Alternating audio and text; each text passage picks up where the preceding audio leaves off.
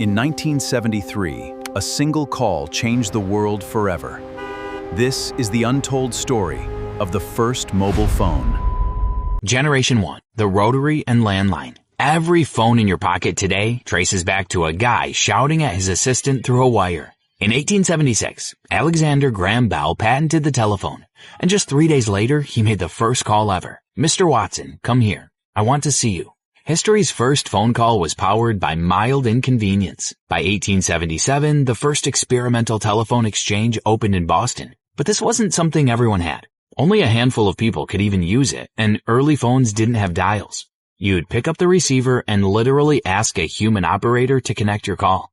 Imagine trying to make a private call today and having to announce it to a stranger first. Then in 1891, things got interesting. Almond Stroger, an undertaker who was convinced operators were sending his business calls to competitors, decided to fix the problem himself. He invented the first automatic rotary dial system, which let users connect calls without a human operator. It was installed commercially in LaPorte, Indiana. And just like that, one man's paranoia upgraded the entire phone system. By 1919, rotary dial phones started rolling out more widely, and by the 1920s, they became the standard. Then came the Model 302 in 1937, designed by Henry Dreyfuss. This was the first truly modern telephone. The ringer was built into the body, the handset combined speaking and listening, and the design is basically what people still imagine when they think of an old-school phone. Forget making calls. Just spinning that dial and feeling it slowly click back into place was the most satisfying thing in the world. It was basically a fidget spinner decades before fidget spinners existed. Behind the scenes, the system was massive. By 1949, Bell had hired around 250,000 switchboard operators, most of them women, manually connecting calls across the network. In 1963, Bell introduced the touch-tone phone, replacing the rotary dial with buttons. Instead of slow clicks, each number produced a distinct tone. It was faster, easier, and felt futuristic at the time, even though today it's the bare minimum we expect. By the 1970s, landlines had taken over homes. Modular cords and jacks made installation easier, and cordless phones started to appear, giving people the incredible freedom of walking around their house while talking. Revolutionary stuff, as long as you didn't go too far from the base. This entire era feels ancient now, but it laid the foundation for everything that came after. But what if the phone didn't need the wire at all? Generation 2, cutting the cord. The idea of a portable phone didn't start in 1983. It started with a flex. In 1973, Motorola engineer Martin Cooper made the first ever handheld mobile call using a prototype. And he didn't call a friend or family member. He called his direct rival at AT&T Bell Labs just to say, "Yeah, we beat you." That's not just innovation. That's competitive energy at its finest. But turning that prototype into a real product took time. About 10 years and roughly $100 million in research and development. Then in 1983, it finally happened. The Motorola Dynatac 8000X was approved by the FCC on September 21st. And on October 13th, the first commercial mobile call was made from Soldier Field in Chicago. The phone didn't actually hit store shelves until March 1984. But from that moment, mobile phones were officially real. And they were kind of ridiculous. The Dynatac weighed about 1.75 pounds, stood about 10 inches tall with its antenna, and offered just 30 minutes of talk time. Charging it took about 6 hours, which means you could charge it all night just to talk for half an hour. Then there's the price, $3,995 in 1983, which is over 12 grand today. This wasn't a phone. It was a status symbol. Wall Street traders, Hollywood executives, and the ultra-wealthy carried it around like a badge of success. If you had one, you weren't just making calls, you were making a statement. It quickly earned the nickname The Brick, which feels generous because even bricks are easier to carry. The Brick proved mobile phones could exist, but it would take another decade before everyone could actually afford one. Generation 3, phones go mainstream. By 2000, the Nokia 3310 dropped the weight down to just 133 grams, turning mobile phones from pocket problems into actual pocket devices for the first time. And people loved it.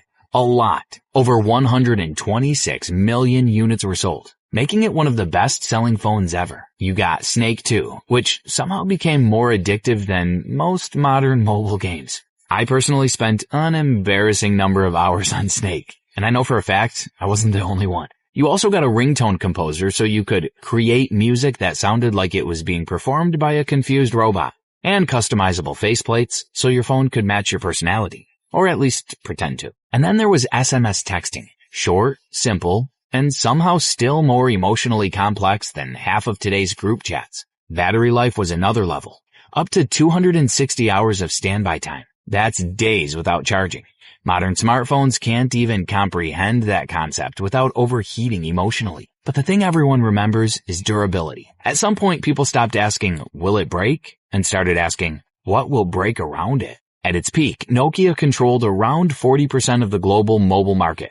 Completely dominant. Nokia also had an entire empire around this time with devices like 5110 and 6600. And the legendary Nokia 1100, which sold over 250 million units and still holds the record as one of the most successful phones ever made. Quick question. Which phone on this list was your very first phone? The 3310? A Razr?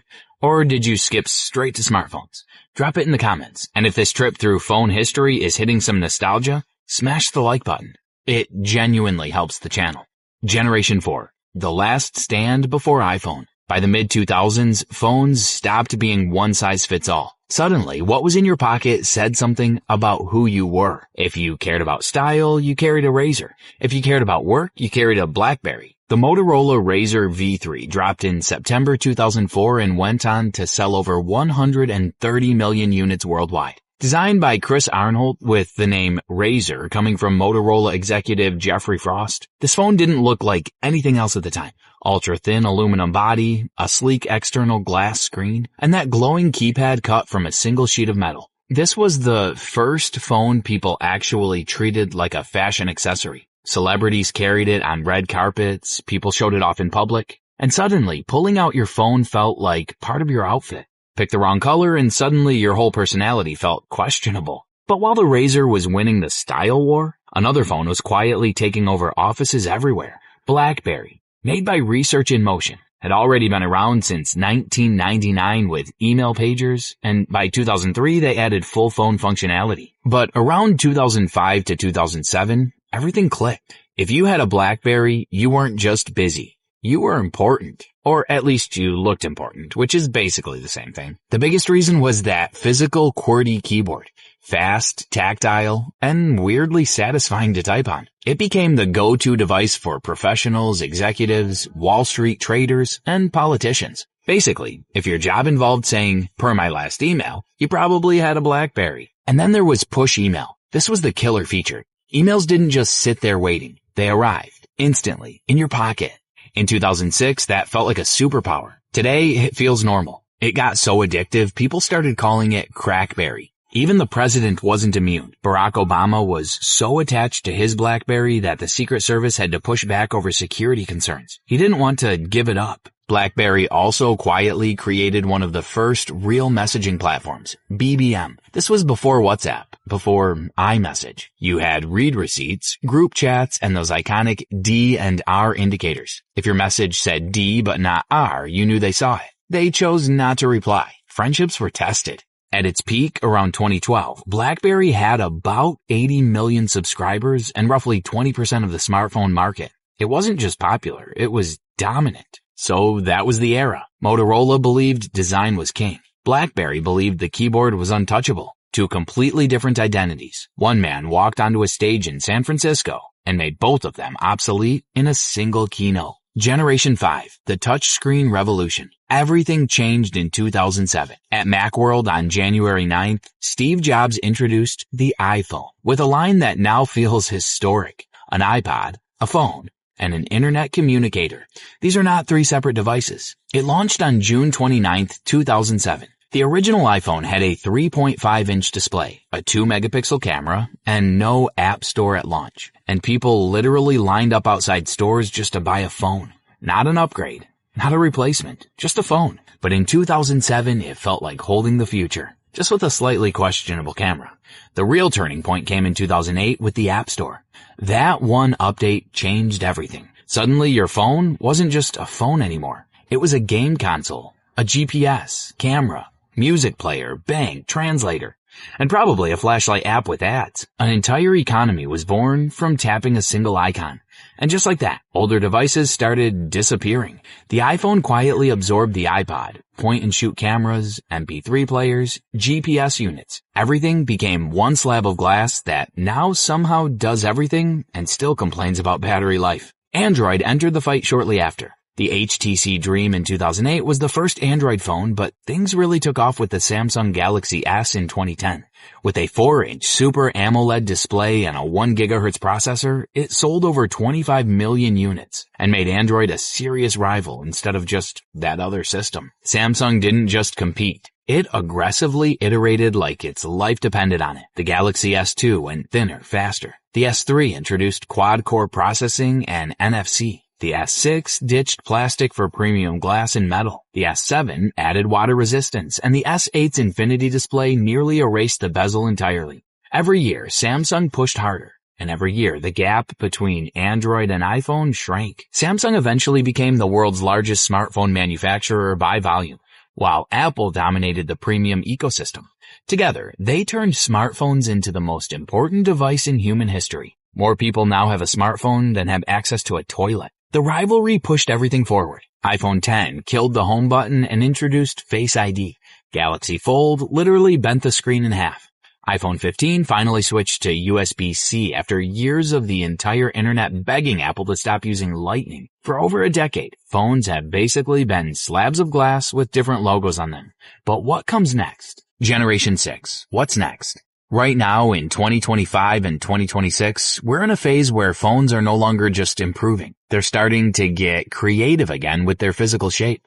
Samsung has been leading this shift. The Galaxy Z Flip brought back the clamshell design in 2020, reviving that satisfying Razr-era snap we talked about earlier. The Galaxy Z Fold went the opposite direction, unfolding into a larger screen that feels like carrying a tablet in your pocket. Samsung also pushed further with the Galaxy Z Trifold, a multi-panel design that launched in January 2026. Samsung also explored slidable displays, where instead of folding, the phone physically expands outward. So instead of opening a device, you kind of unleash it. It goes from normal phone size to something closer to a small tablet. Apple is also entering the space, but in classic Apple fashion. It's letting everyone else test the chaos first. The first foldable iPhone, often called the iPhone Fold, is targeting late 2026, though production delays could push it into 2027. It is rumored to feature a 7.8-inch inner OLED display, a 5.3-inch outer screen, a book-style design just 4.5 millimeters thin when open, and side-mounted Touch ID instead of Face ID. The price is expected to start above $2,000, which is Apple's way of saying this is still in the you'll think about it, not buy it category. There's also talk of a flip-style iPhone later on, and the future of phones is no longer just faster or smarter. 2027 might be remembered as the year the phone changed shape again. And that's every phone generation, from rotary dials and wall wires to cutting the cord. Phones going mainstream, the last stand of Razrs and Blackberries before the iPhone changed everything, and foldables that are just getting started. What do you think phones will look like in 2030? Drop your prediction in the comments. If this made phone history make sense, hit subscribe so you don't miss the next one. Now, here's the thing. You just learned how phones evolved on the outside. Every generation from rotary to foldable. But all of those devices are powered by tiny chips doing the actual heavy lifting inside. Snapdragon, Apple Silicon, MediaTek, Tensor, Exynos. Those names are thrown around constantly, but most people have no idea what makes them different. That's exactly what we're covering next. Every smartphone chip explained simply. What each one does, why it matters, and which ones are actually worth paying attention to. Click the video on screen right now, and I'll see you there.